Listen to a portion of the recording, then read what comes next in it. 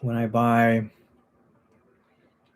in securities in local currency, because I'll do that. I'm buying a lot of securities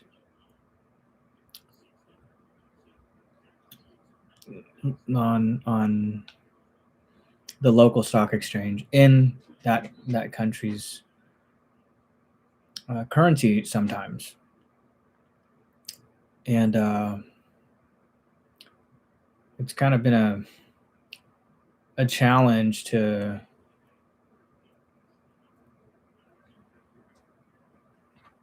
it's always kind of a challenge when you're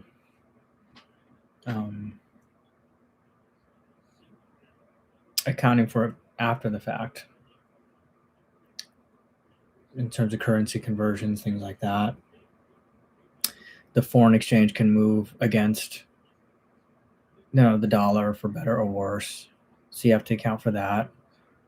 You try to hedge as much of the currency as you can, and you have to account for that. So it's a challenge investing in local currency, but there's ADRs. You can buy ADRs. And when I was at Bank of America Private Bank, I think most all the money managers, if they were going to buy, it was global opportunities portfolio, right? So they buy a lot of foreign securities, but the fund itself was in the multi-billions, right? So they buy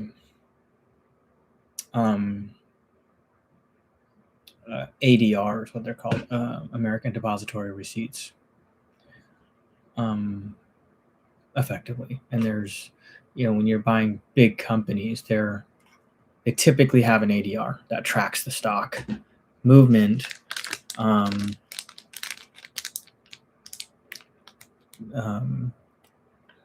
traded on local time and local markets like the NYSE, NASDAQ, all that. So I think it's a lot easier to buy ADRs.